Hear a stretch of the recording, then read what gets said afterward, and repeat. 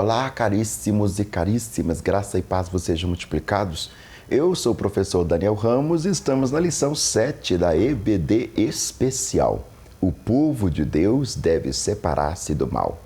No terceiro trimestre de 2020, os princípios divinos para tempos de crise, a lição base de hoje é Esdras, capítulo 2, versos 59 ao 62, capítulo 4, versos 2 e 3, capítulo 6, versos 2 e 4.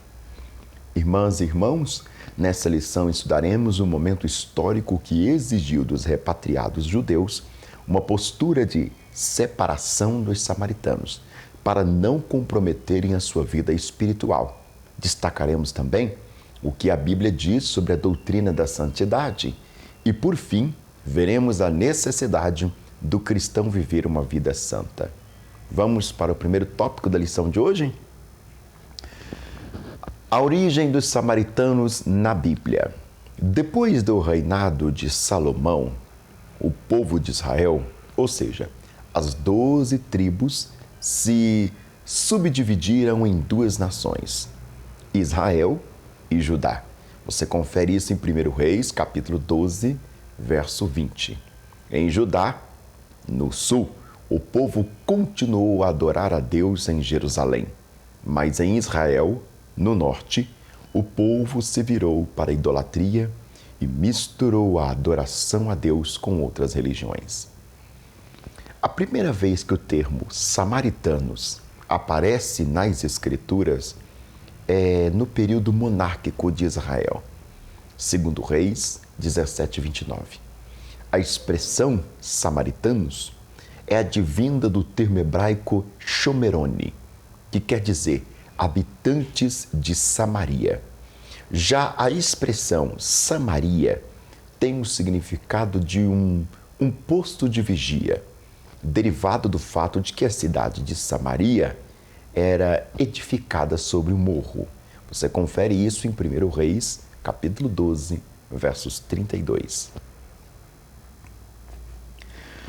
Quando os assírios conquistaram o reino do norte, ou seja, as 10 tribos, misturaram intencionalmente as nações que haviam derrotado, o que levou a uma mistura étnica e religiosa. 2 Reis 17, 23 ao 41 e Esdras, capítulo 4, verso 10. Desse modo surgiram os samaritanos, que além de cultivarem o casamento misto, aceitavam parcialmente o Antigo Testamento como palavra de Deus. Consideravam apenas a Torá como escritura, o que, na prática, vivia uma espécie de sincretismo religioso, visto que, abre aspas, ao Senhor temiam e também aos seus deuses serviam, fecha aspas. Isso você conclui em 2 Reis, capítulo 17, verso 32, ou 33, melhor dizendo, e também em João, capítulo 4, verso 22. Vamos estudar um pouco a respeito da cidade dos samaritanos.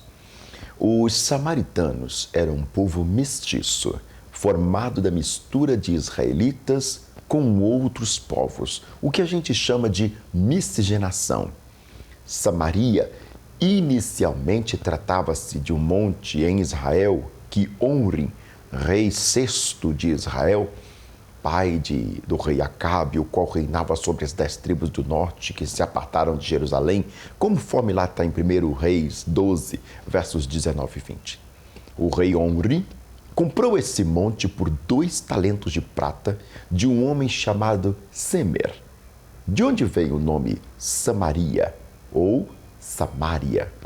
Fundou uma cidade a qual deu nome em homenagem ao dono anterior e fez dela a capital do seu reino.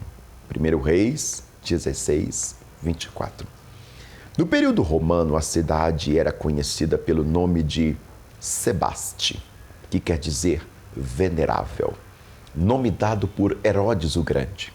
A mistura étnico-religiosa dos moradores da região começou a se dar a partir de 722 a.C., quando os assírios levaram as 10 tribos do norte para o cativeiro.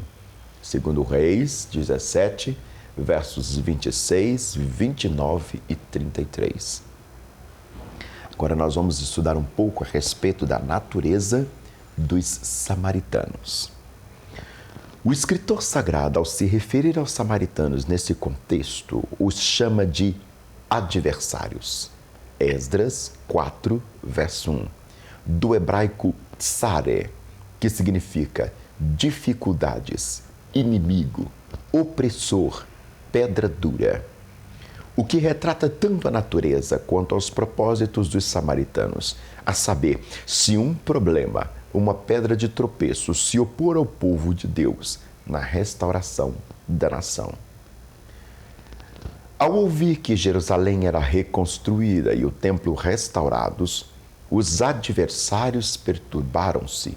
Eles temiam que se permitissem que os judeus se estabelecessem em Jerusalém.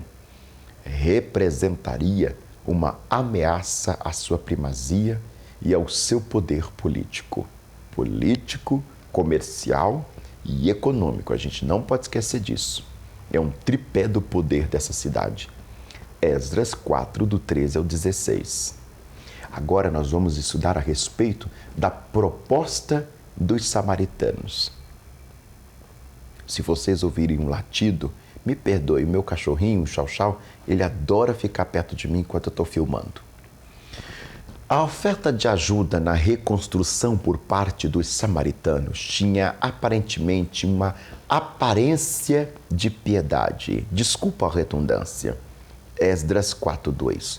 O que os judeus rejeitaram firmemente. Esdras 4:3. Os repatriados já haviam rejeitado alguns que se diziam judeus e não era. Esdras 2, 59 ao 63. De modo que não estavam dispostos a transigir com os princípios divinos. O que havia de tão perigoso na oferta dos samaritanos? Nós vamos explicar isso. Se esse povo começasse a se misturar com o remanescente judeu, enquanto ajudavam a reconstruir o templo, não tardaria para que os dois grupos começassem a se tornar mais íntimos e realizar casamentos cada vez mais mistos, o que era contrário à lei mosaica. Você confere essa verdade em Êxodo 34, do 10 ao 17, Deuteronômio 7, do 1 ao 11, capítulo 12, do 1 ao 3. Pois Israel era uma nação separada das outras. Números 23, 9. O povo de Deus, na atualidade, deve manter-se igualmente separado. Ele não deve se envolver com qualquer coisa que o leve a transigir o seu testemunho ou servir de empecilho para a obra de Deus. Essas recomendações você pode fundamentar em Amós 3:3, 2 Coríntios 6, 14 até o 7, né? 2 Coríntios capítulo 6, versos 14 até o capítulo 7, verso 1. E 2 Timóteo capítulo 2, do 3 ao 5. Porém, essa separação não deve ser entendida em momento nenhum como isolamento. Seria uma espécie de seita. 1 Coríntios 5, versos 9 e 10. Pois Deus tem uma missão para os cristãos. Ele tem que cumprir o evangelho neste mundo. Mateus 5, 13 até o 16. O povo de Deus separa do mundo a fim de poder testemunhar para o mundo. Hebreus 7, 26. Também Mateus 9, versos 10, 11, capítulo 11, verso 19 e por aí vai. Motivos da separação entre os samaritanos e os judeus. Bom, a separação é por motivos étnicos, a gente já sabe disso. Em primeiro lugar, podemos dizer que os judeus não se davam com os samaritanos por causa da sua mistura com os outros povos. Segundo Reis 17, verso 6, né? E também o verso 24, e João capítulo 4, verso 9. Os judeus consideravam que os samaritanos não tinham sangue puro, pois eram israelitas que se misturavam com outros povos. Quando a Síria tomou a Samaria, o rei assírio deportou muitos israelitas para outras terras de seu império e também importou pessoas de outros povos subjugados pela Síria para viver na Samaria. Ou seja, misturou todo mundo. Os israelitas que continuaram vivendo em Samaria acabaram se misturando com os estrangeiros e assimilando os costumes desses povos. Olha o perigo. Agora nós vamos trabalhar a respeito da separação. A separação foi por motivo religioso, mais do que uma questão étnica, era uma questão doutrinária. Em segundo lugar, os judeus não se davam com os samaritanos por causa de diferenças no aspecto religioso. Segundo Reis 17, do 7 ao 12, também os versos 29 ao 34 e também os versos 41. Tudo no segundo Reis 17. De fato, após a queda de Samaria, muitos samaritanos misturaram o monoteísmo hebreu com o politeísmo do povo pagão que ocupava aquela religião. Mas depois houve um esforço para que os samaritanos fossem instruídos na lei de Deus, embora muitos deles continuassem a incorporar a adoração ao Senhor em suas práticas idolátricas. É o que nos diz, segundo Reis 17, versos 24 ao 41. Com o tempo, os samaritanos edificaram seu próprio templo de adoração no Monte Gerizim e tiveram seus próprios sacerdotes.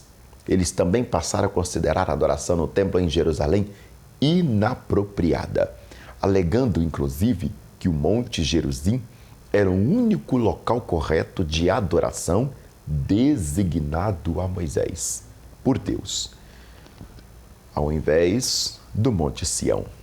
João, capítulo 4, verso 20 ao 24, a gente vê essa prerrogativa temática. E quanto à separação? Também foi por motivos políticos? Sim.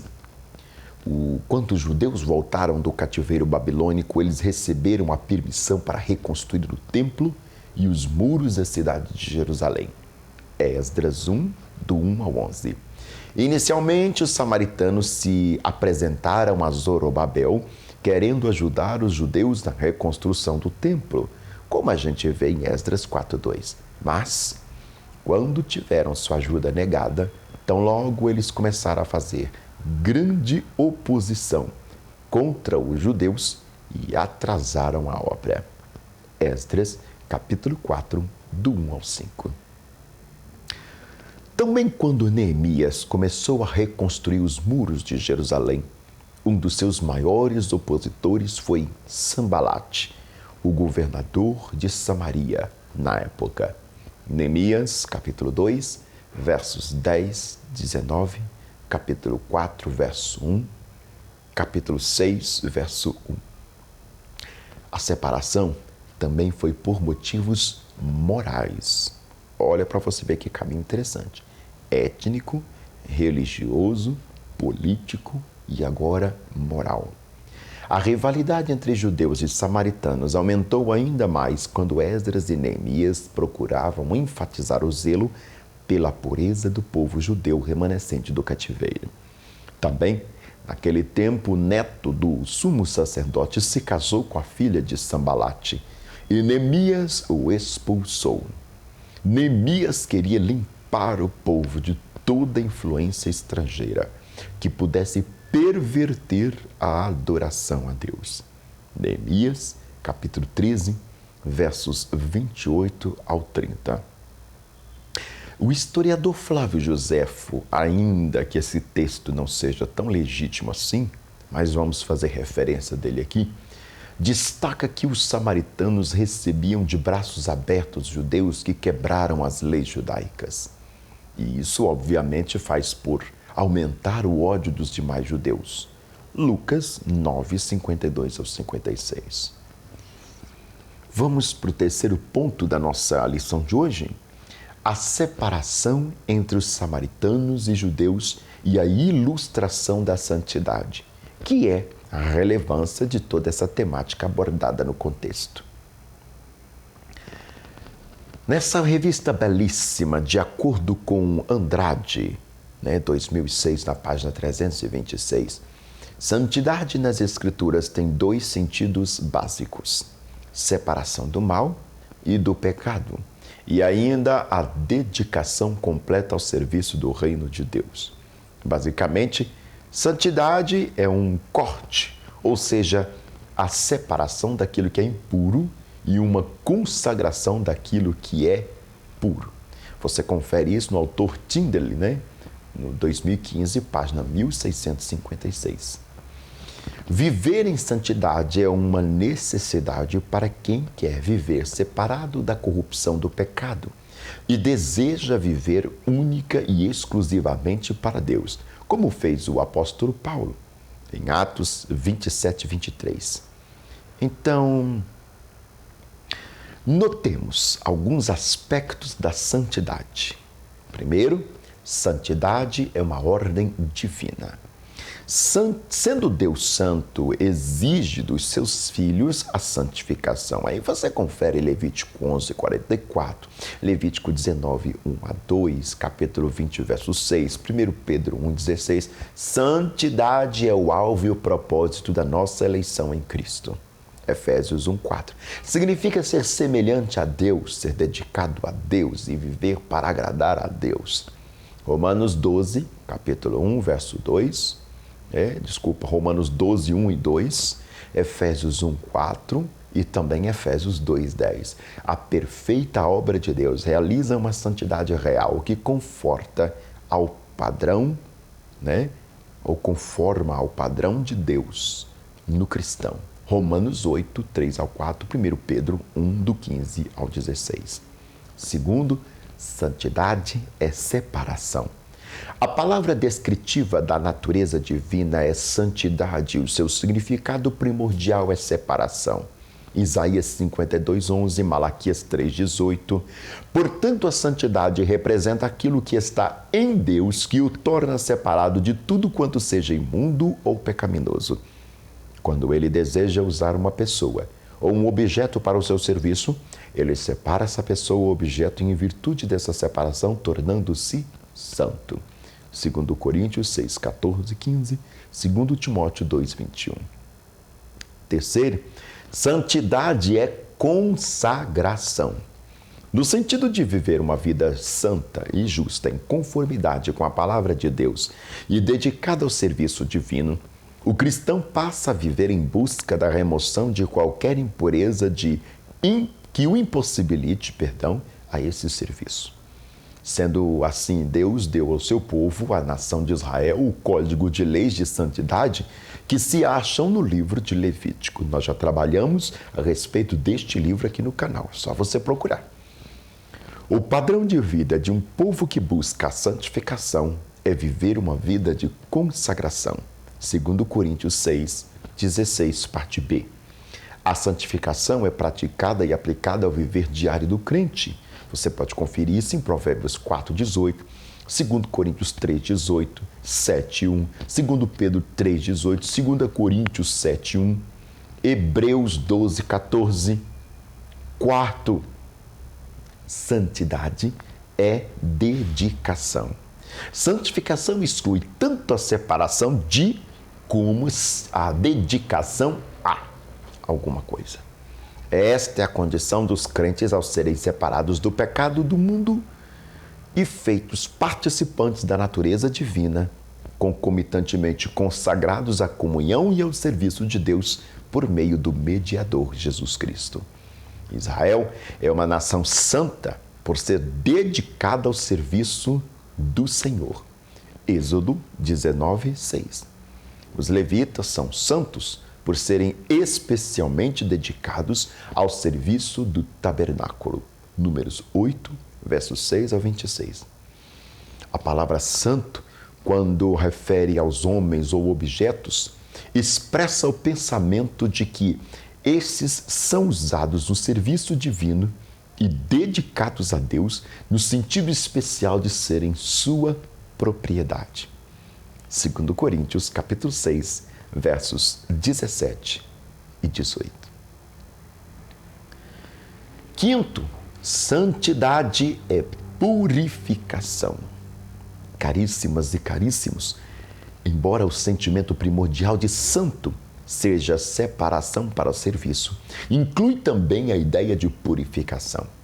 o caráter de Deus age sobre tudo que lhe é consagrado. Portanto, os homens consagrados a Ele participam da sua natureza. As coisas que lhe são dedicadas devem ser limpas e puras. 2 Coríntios, capítulo 7, verso 11. Sendo assim, entendemos que Sendo assim, vou repetir essa parte para ficar bem clara a conclusão. Sendo assim, nós entendemos que pureza é uma condição de santidade. 1 João 3,3. A santidade é uma marca característica de um verdadeiro servo de Deus, tanto no Antigo Testamento, pois o caráter santo de Deus deveria ser refletido na vida de Israel, como nós vemos em Levítico 11:44, Números 15:40, como no Novo Testamento, onde nos é dito que a nossa santificação é a vontade direta e perfeita de Deus para nós. 1 Tessalonicenses, capítulo 4, verso 3. Vamos para a conclusão dessa belíssima lição, dessa relevantíssima lição. O que ela nos ensina? Bom, para um cristão cuja vida é consagrada a Deus, a divisão entre secular e o sagrado é algo essencial. Ao viver para a glória de Deus, a vida dos servos de Deus em todos os aspectos deve ser marcada pela santidade. Nenhum aspecto da nossa vida está excluído desse imperativo divino, mesmo atividades comuns devem ser realizadas para a glória de Deus. Que o Senhor possa ser glorificado neste vídeo, que o Senhor possa ser glorificado nas nossas aulas de Escola Bíblica Dominical. Deus abençoe a sua vida. Muito obrigado. Não posso deixar de terminar esse vídeo sem te pedir para se inscrever em nosso canal. Um beijo no coração.